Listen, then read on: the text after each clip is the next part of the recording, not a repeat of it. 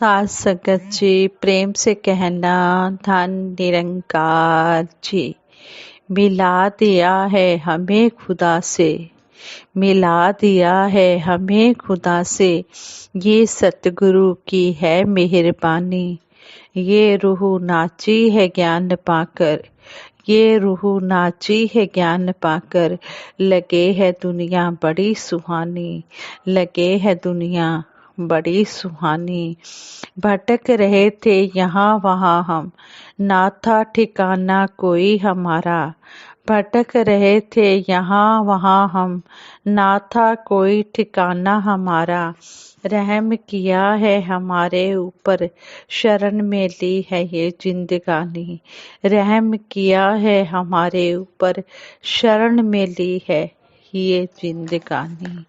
ये सतगुरु की है मेहरबानी। हम सतगुरु का हर पल शुक्राना करते हैं कि सतगुरु ने हमें अपने चरणों में बिठा लिया है। इसी तरह सतगुरु निरंकार दातार के चरणों में अरदास करते हैं कि अंतिम श्वास तक हम सतगुरु के चरणों में बैठकर जीवन का आनंद लेते रहें। साध संगत जी कहते हैं, एक राजा के राज्य में एक बहुत बड़ा बाग था, लेकिन वह बाग वीरान था। वहां तो घास भी नहीं उगती थी, या तो वह जमीन बंजर थी, क्योंकि बड़े प्रयास किए गए कि पेड़ हरे हो जाएं। फल फूल होने से ही बाग की शोभा बनती है, पर कोई भी प्रयास सफल नहीं हुआ। एक दिन उस बादशाह के नौकरों ने खबर दी कि वह वीरान बाग आबाद हो गया है। वहां हरियाली ही हरियाली हो गई है, पेड़ों पर फल लग गए हैं, उन पर पंछी चहचहा रहे हैं, मोर घूम रहे हैं। उनकी आवाजें सुनकर सारा वातावरण सुहावना हो गया है। लोग उस बाग को देखने के लिए दौड़े आ रहे हैं। उस बाग की सारी काया ही पलट गई है। राजा हैरान होते हुए बोला, ऐसा तो अव्वल हो ही नहीं सकता। अगर आपकी बात सच्ची है तो ऐसा हुआ कैसे? नौकरों के मुखिया ने बताया, एक बाबा आए हैं जिनके चेहरे पर नूर बरस रहा है और उनके साथ 2 खादिम भी हैं। राजा ने अपने वजीर को आदेश दिया कि उस जगह जाने की तैयारी करें। वजीर ने सेना की एक छोटी टुकड़ी को तैयार किया और राजा के लिए बग्घी तैयार करवाई। राजा बग्घी में बैठा और उसके आगे पीछे सैनिक चलने लगे। राजा बाग में पहुंचा तो जब उसने बाग में हरे भरे वृक्षों को फलों से लदा देखा तो उसे अपनी आंखों पर विश्वास ही नहीं हो रहा था। पर सच्चाई तो कभी छुपती नहीं। वह बग्घी से उतरा तो उसने देखा कि संत और उनके 2 साथी बैठे हुए हैं। राजा ने बाबा को सलाम किया और कहा कि आपने कई साल पहले पुराने बाग को जो उजड़ चुका था उसे हरा भरा कर दिया है, उसमें रौनकें ला दी हैं। बाबा, आप मेरे घर चलें, खाना खाएं और मुझे भी कुछ बरकतें अदा करें। तब वह बाबा बोले, मैं तेरे साथ चलता हूँ, मुझे क्या दोगे? राजा बोला, बाबा आप चलो तो सही, सारा राजपाट आपका है। बाबा बोले, यह राजपाट तो तेरा है ही नहीं, तो तू ये राजपाट कैसे देगा? यह राजपाट तो पहले तेरे पुरखों का था, और अगर कोई शत्रु या दुश्मन आ गया तो फिर उसका हो जाएगा, तेरा तो नहीं हुआ ना। मुझे तो कोई अपनी वस्तु दे।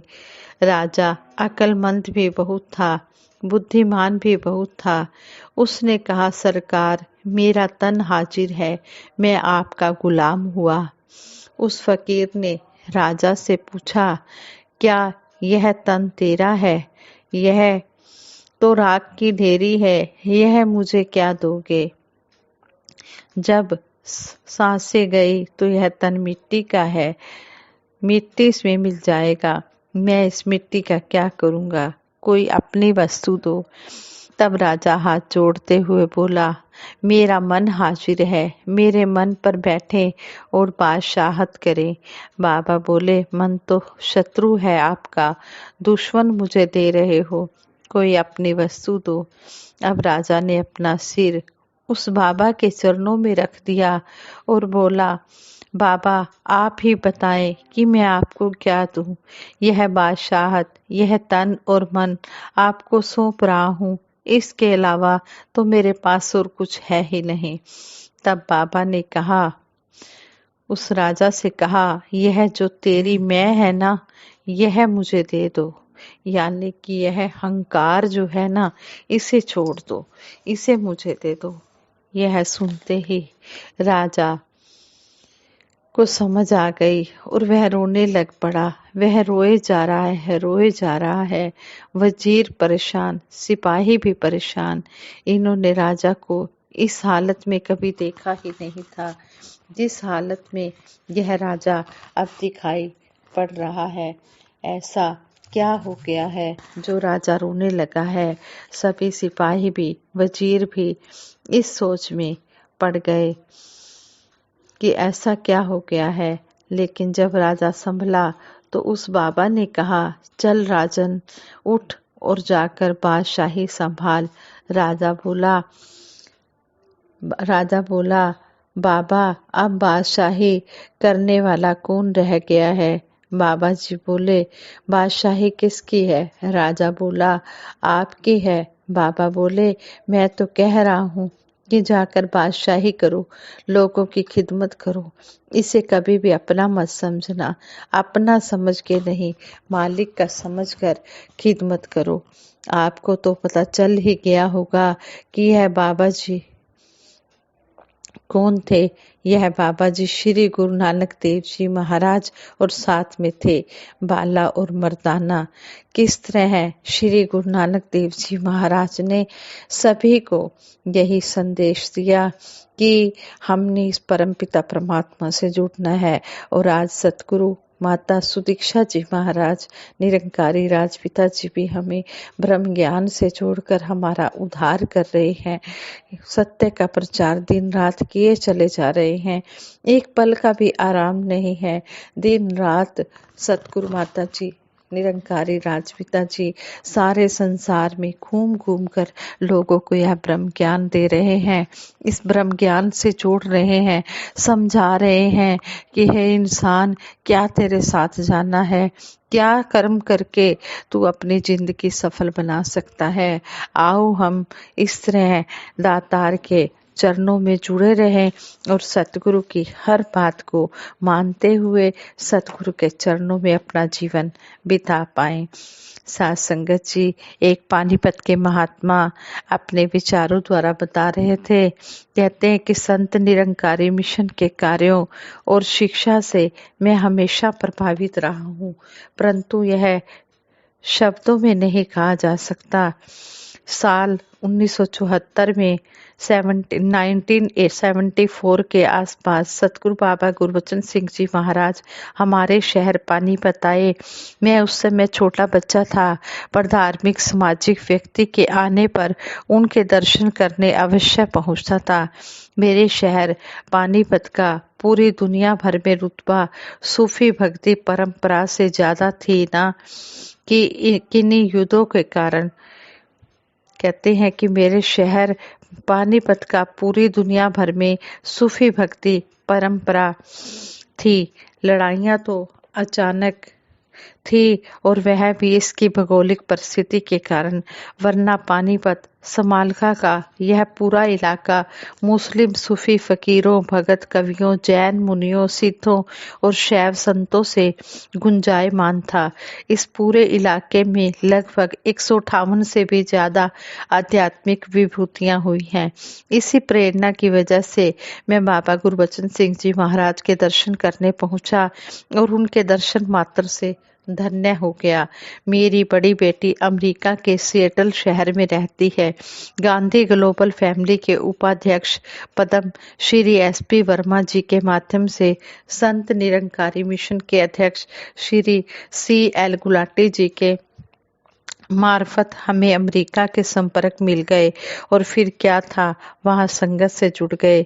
मुझे यह समझकर अच्छा लगा कि यह मिशन कोई धर्म नहीं है, बल्कि एक ऐसा मंच है जो दिलों को जोड़ने का काम करता है।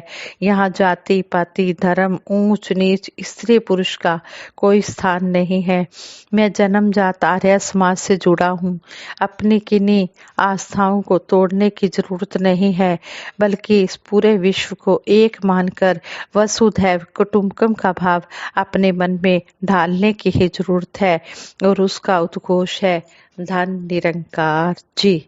साथ संगत जी, इस तरह ये महापुरुष हमें समझा रहे हैं कि किस तरह मैंने परमपिता परमात्मा को पाया, किस तरह मेरी आस्था जुड़ी। सतगुरु माता सुदीक्षा जी महाराज के संपर्क में रहकर हम सभी सेवा सिमरन सत्संग करते चले जाएं और जो ये निरंकार दिखाया है इसका दीदार करते जाएं, सिमरन करते जाएं। तू ही निरंकार, मैं तेरी शरण हाँ, मैनू बख्श लो। तू ही निरंकार, मैं तेरी शरण हाँ, मैनू बख्श लो। तू ही निरंकार, मैं तेरी शरण हाँ, मैनू बख्श लो। तू ही निरंकार, मैं तेरी शरण हाँ, मैनू बख्श लो। बोलिए सतगुरु माता सुदीक्षा सविंदर हरदेव जी महाराज की जय। निरंकारी राजमाता गुरु वचन अवतार की जय। साथ संगत जी बड़े प्रेम से कहना धन निरंकार जी।